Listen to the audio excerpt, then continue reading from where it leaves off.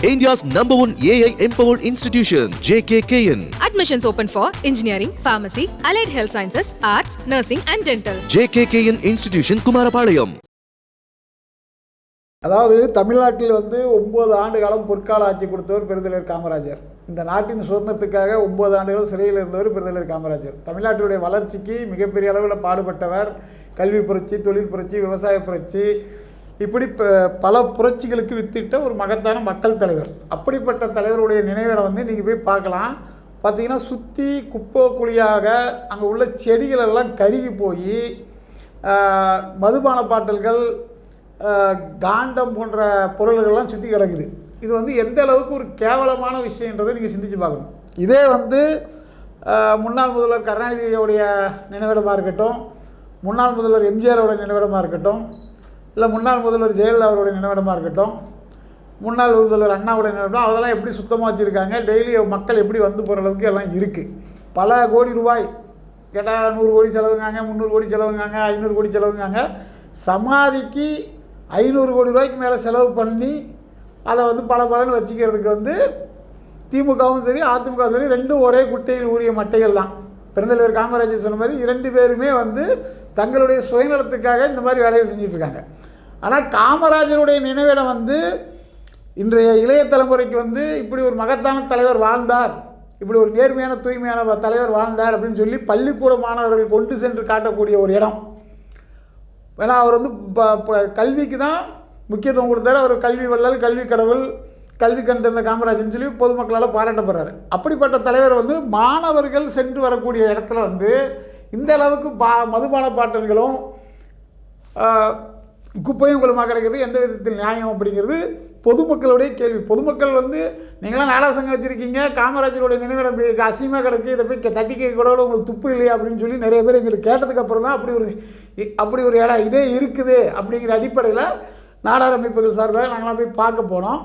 ஆனால் காவல்துறை தேர்தலை சொல்லி நீங்கள் மொத்தமாக போகக்கூடாது, நிறைய பேர்லாம் போகக்கூடாது அப்படின்னு சொல்லி அனுமதி மறுத்தாங்க. அப்புறம் 2 பேராக போகிறதுக்கு அனுமதி கொடுத்து நான் என்னுடைய நண்பர் ஹரிநாடர் நாங்களாம் முதல்ல போய் பார்த்து அதெல்லாம் புகைப்படங்கள் எடுத்து இது பண்ணோம். அதேமாரி அங்கே ப்ரெஸ் மீட் கொடுக்கக்கூடாது, இப்படி பல அடக்குமுறைகளை காவல்துறை கையாண்டுகிட்டு இருக்கு.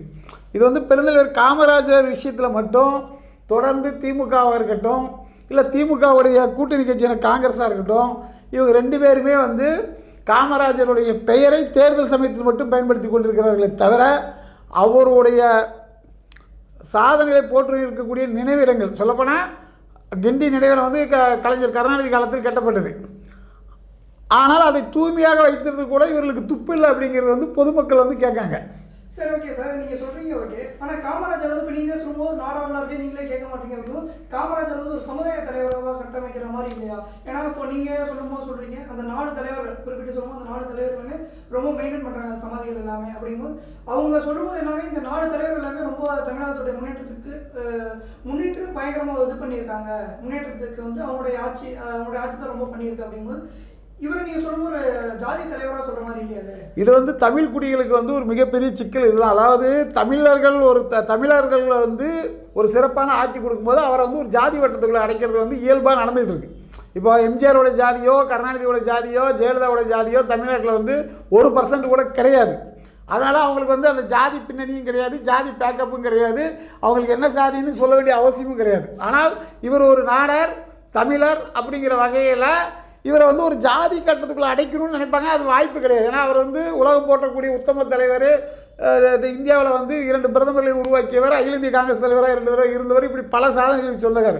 நீங்கள் சொல்கிற மாதிரி எங்ககிட்ட ஏன் கேட்காங்க அப்படின்னா, எங்களுக்கு அதாவது எங்கள் தாத்தா இப்போ அவங்களுக்கெல்லாம் ஒரு தலைவர் தான், இப்போ மற்றவங்களுக்கெல்லாம் தலைவர் தான், உங்களுக்கெல்லாம் தலைவர் தான், முதலமைச்சர் தான், அந்த மாதிரி அவர் அரசியல் கட்சி தலைவர் தான். ஆனால் எங்களை பொறுத்தளவுக்கு எங்களுடைய ரத்த சொந்தம், எங்களுடைய தாத்தாவுடைய சமாதியில் இந்த மாதிரி தவறுகள் நடக்குது. அப்படிங்கும்போது பேரப்பிள்ளை எங்ககிட்ட பொதுமக்கள் புகார் கொடுக்குறாங்க. அது இயல்பான ஒரு விஷயந்தான். அந்த அடிப்படையில் தான் நாங்கள் போய் இதை அரசின் கவனத்துக்கு கொண்டு சென்று அதை சரி செய்யணும்னு சொல்லி கேட்கணும்னு நினைக்கிறோமே தவிர மற்றபடிக்கு அவர் நாடார் அப்படிங்கிற அடிப்படையில் கிடையாது. சாதிங்கிறது முக்கியம். அதே சமயத்தில் அவர் செய்த சமூக பணி என்ன, அவர் செய்த சாதனைகள் என்ன, அவர் இந்த மக்களுக்காக கல்யாணமே பண்ணிக்கிடாமல் இந்த நாட்டுக்காக அவர் என்னென்ன உழைத்தார். இன்றைக்கி வந்து தமிழ்நாடு கல்வியில் வந்து இந்தியாவில் முதன்மையான இடத்திற்கு இருக்கிறதுக்கு யார் காரணம்? பெருந்தலைவர் காமராஜர் காரணம். அதேமாதிரி மின் உற்பத்தியில் வந்து இன்றைக்கி வந்து தமிழ்நாடு வந்து முதன்மையாக இருக்கிறதுக்கு யார் காரணம்? பெருந்தலைவர் காமராஜர் காரணம். இப்படி பல விஷயங்களை நம்ம சொல்லலாம். பெருந்தலைவர் காமராஜருடைய சாதனைகளை பற்றி பேசினா அதுக்கு நம்ம தனியாக ஒரு ஃபைட் வச்சு அதில் நிறைய விஷயங்கள் சொல்ல வேண்டியிருக்கும். இவங்களுக்கு என்ன சிக்கல்னா, அதாவது இன்றைக்கும் சரி இல்லை இன்னும் வரக்கூடிய காலங்களும் சரி, தமிழ்நாட்டின் சிறந்த முதலமைச்சர் அப்படின்னு சொல்லி எப்போ கருத்து கணிப்பு எடுத்தாலும் அதில் முதலிடத்தில் இருக்கிறது பெருந்தலைவர் காமராஜர். இது இந்த திராவிட கட்சிகளுக்கு சுத்தமாக பிடிக்கல. அவர்கள் வந்து மதுபான வித்தார்கள், நாட்டை கெடுத்தார்கள், லஞ்ச லாவணியத்தில் ஊறி திளைத்தார்கள் அப்படிங்கிறது எல்லாருக்குமே தெரிஞ்ச விஷயம். ஆனால் அவர்கள் அதை மறைக்க வேண்டும் என்பதற்காக பெருந்தலைவர் காமராஜருடைய நினைவிடங்கள் போன்றவையெல்லாம் மறைக்கப்பட்டால் அப்படி ஒரு தலைவர் இருந்ததாக மக்களுக்கு தெரியாமல் போயிடும், அதை செய்யணும் அப்படிங்கிற அடிப்படையில் இதெல்லாம் வந்து சரி செய்யாமல் இருக்காங்க. இது வன்மையாக கண்டிக்கக்கூடியது. அதாவது தெளிவாக சொல்ல போனோம்னா, சூரியனை வந்து கையை வச்சு மறைக்க முடியாது, பூனை கண்ணை மூடிட்டுனா உலகமே இருந்துச்சுன்னு அர்த்தம் கிடையாது. திராவிட கட்சிகள், அது திமுகவாக இருக்கட்டும் அதிமுக யாராக இருந்தாலும் பெருந்தலைவர் காமராஜருடைய சாதனைகளை போற்றினால் மட்டும்தான் தமிழ்நாட்டில் அவங்க வந்து தொடர்ந்து ஆட்சியில் நீடிக்க முடியும். அதை அவங்க செய்ய தவறினால் அவர்கள் ஆட்சியிலிருந்து அகலக்கூடிய ஒரு நிலைமை நிச்சயம் ஏற்படும். சார் அதே நேரத்தில் வந்து நீங்கள் சொல்கிறீங்க சார், அதே நேரத்தில் வந்து காமராஜர் ஆட்சியை கொடுப்போம் அப்படின்னு சொல்லி இன்னைக்கு திராவிட கட்சிகள் எல்லாமே சொல்லிட்டு இருக்காங்க, திராவிட கட்சி உட்பட. அதே நேரத்தில் திராவிட கட்சிகள் குறிப்பிட்டு சொல்லப்போனால் திமுகவே இந்த கடைசி ஒரு ஆண்டு காலமாக கலைஞர் நூற்றாண்டு விழா கொண்டாடிட்டு வந்திருக்காங்க. இதே நேரத்தில் வந்து காமராஜர் அப்போ அந்த நினைவகத்தை நீங்கள் மெயின்டைன் பண்ணாமீங்க. இது ரெண்டையும் கவர் பண்ணும்போது என்ன சார் தெரியுது உங்களுக்கு? அதாவது காமராஜருக்கு ஒரு மகன் இருந்து அவர் ஆட்சிக்கு வந்திருந்தால் பெருந்தலைவர் காமராஜர் கலைஞர் கருணாநிதி எப்படி முக்கியத்துவம் கொடுத்து இன்றைக்கி நூற்றாண்டு விழான்னு சொல்லி இவ்வளோ பெருசாக பண்ணுறாங்களோ அந்த மாதிரி அவர் செஞ்சுருப்பாருங்க.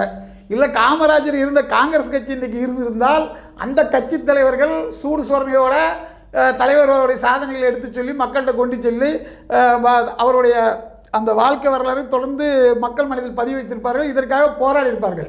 ஆனால் இப்போ இருக்கிற காங்கிரஸ் வந்து இந்திரா காங்கிரஸ் கட்சி சேர்ந்தவர்கள் என்பதனால காமராஜரை அவர்களும் எதிரியாக பார்க்கறதுனால காமராஜரை மதிக்கக்கூடிய இடத்தில் அவர்கள் இல்லை என்பதனாலையும் இவங்க வந்து காமராஜருக்கு விரோதமான அரசியலை செஞ்சுட்டு வர்றதுனால பெருந்தலைவர் காமராஜரின் புகழை மறைக்கிறதுக்கும் நினைக்கிறாங்க. அது வந்து நடக்காது. மக்கள் மத்தியில் சின்ன குழந்தைகிட்ட கேட்டாலும் நீங்கள் சொன்ன மாதிரி காமராஜர் யாருடைய ஆட்சி அமைக்கணும் அப்படின்னா காமராஜர் ஆட்சி தான் பொற்கால ஆட்சி, அதை அமைக்க வேண்டும்னா எல்லாருமே சொல்கிறாங்க. அதை யாராலும் மாற்ற முடியாது. இவர்கள் வந்து தொடர்ந்து காமராஜருடைய பெயருக்கு களங்கு விளைப்பது வந்து திமுக தலைவர்கள் ஆர்எஸ் பாரதி, ஆராசா, மு.க. ஸ்டாலின், இந்த மாதிரி எல்லா தலைவருமே சரி காமராஜருக்கு எதிராக தொடர்ந்து பொய்யான கட்டுக்கதைகளை பேசி சம்மந்தம் இல்லாமல் பேசி உலகை தெரிஞ்சுக்கிட்டு தான் வர்றாங்க. அது வழக்கமாக பண்ணிகிட்டு இருக்காங்க. அதை வந்து அவர்கள் நிறுத்த வேண்டும். காமராஜருடைய புகழை, அவருடைய சேவையை மக்களிடம் கொண்டு சேர்க்க வேண்டியது தமிழக அரசின் கடமை. நாங்கள் வந்து திமுக தலைவர் ஸ்டாலின்கிட்ட கோரிக்கை வைக்கல, தமிழ்நாட்டுடைய முதலமைச்சர் மு.க. ஸ்டாலின்கிட்ட தான் நாங்கள் கோரிக்கை வைக்கிறோம். அவர் வந்து தமிழக முதல்வர் என்ற அடிப்படையில் இந்த நாட்டின் சிறந்த ஆட்சி கொடுத்த பெருந்தலைவர் காமராஜருடைய புகழை காப்பாற்ற வேண்டியது அவருடைய கடமை என்ற வகையில் அதை அவர் செய்து தர வேண்டும் என்பதை இந்த நேரத்தில் தமிழ்நாடு அரசாங்க சார்பாக நாங்கள் கேட்டுக்கிறோம். சரி, ஓகே சார். அதே நேரத்தில் நீங்கள் காங்கிரஸ் பற்றி நீங்கள் சொன்னீங்க, இந்திரா காங்கிரஸ் இதெல்லாம் நீங்கள் சொன்னீங்க. ஆனால் இன்றைக்கி இருக்கக்கூடிய காங்கிரஸ் வந்து காமராஜருக்கு எதிராக செயல்படுறாங்க அப்படின்னு நீங்கள் சொல்கிறீங்க. அது எப்படி சார் நீங்கள் சொல்கிறீங்க? அதாவது பெருந்தலைவர் காமராஜர் தொடர்பாக அரசியல் கட்சிகளாக இருக்கட்டும் யார் எது செஞ்சாலும் அவங்க அதை கண்டிக்கிறதே கிடையாது. உதாரணத்துக்கு பார்த்தீங்கன்னா சென்னை விமான நிலையத்தில் பெருந்தலைவர் காமராஜர் பெயர் அகற்றப்பட்டு 2008 அகற்றப்பட்டு 2023 தான் வைக்கப்பட்டுச்சு. கிட்டத்தட்ட எத்தனை வருஷம்? 15 வருஷம். அதுக்காக ஒரு முறை கூட அவங்க போராட்டம் பண்ணலை, அறிக்கையும் கொடுக்கல. அதே மாதிரி இன்றைக்கி வந்து பெருந்தலைவர் காமராஜருடைய நினைவு மண்டபம் இந்த மாதிரி இருக்குது அப்படின்னா முதல்ல யார் இறங்கி வேலை செஞ்சுருக்கணும்?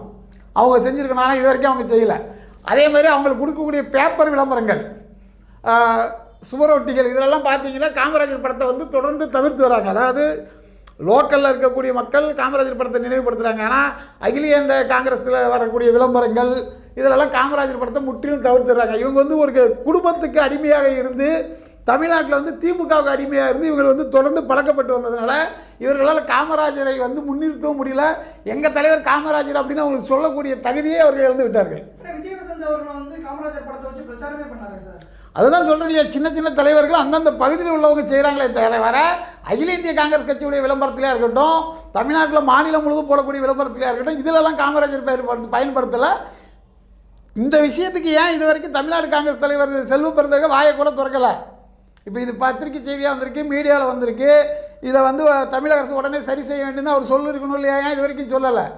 ஏன் அப்படின்னா நாளைக்கு வந்து அவங்களுக்கு ஒரு திமுகவுக்கு ஒரு சீட்டு கிடைக்காது. இன்றைக்கி 10 MP சீட்டு வாங்கியிருக்கோம், நாளைக்கு ஒரு 30 MLA சீட்டு கிடைக்கும். காமராஜருக்கு ஆதரவாக நம்ம குரல் கொடுத்தாலோ இல்லை காமராஜர் மணிமண்டபத்தை சிறப்பாக செயல்படுத்த வேண்டும் என்று நம்ம போராட்டம் நடத்தினாலோ திமுக நம்மளை கழட்டி விட்டு விடும். திமுக நம்மளை கழட்டி விட்டு விட்டால் தமிழ்நாட்டில் நம்ம ஒரு MLA தொகுதி கூட ஜெயிக்க முடியாதுங்கிற அந்த அடிப்படை காரணமாக இவர்கள் தொடர்ந்து இந்த மாதிரி செஞ்சு செயல்பட்டு வராங்க. அதே நேரத்தில் வந்து நாடாளுமன்றம் சொல்லி ஒரு தனியாக ஒரு பெரிய ஒரு கட்சியுமே இல்லையா சார்? நாடார்களுக்கு தனியாக ஒரு பெரிய கட்சி இல்லைங்கிறது உண்மையாலுமே வருத்தப்படக்கூடிய விஷயந்தான், வேதனைப்படக்கூடிய விஷயந்தான். அது விரைவிலே வந்து தமிழ்நாடு நலசங்கம் மற்றும் நாடார் அமைப்புகளாக இணைந்து ஒரு மிகப்பெரிய அரசியல் கட்சியை விரைவில் உருவாக்குவதற்கான வேலைகளை அடிப்படை கட்டமைப்பு வேலைகள் நடந்து கொண்டிருக்கிறது. அது விரைவிலே வந்து நாடார்களுக்கு ஒரு மிகப்பெரிய அரசியல் கட்சி நிச்சயம் உருவாகும். India's #1 AI empowered institution, JKKN. Admissions open for engineering, pharmacy, allied health sciences, arts, nursing and dental. JKKN Institution, Kumarapalayam.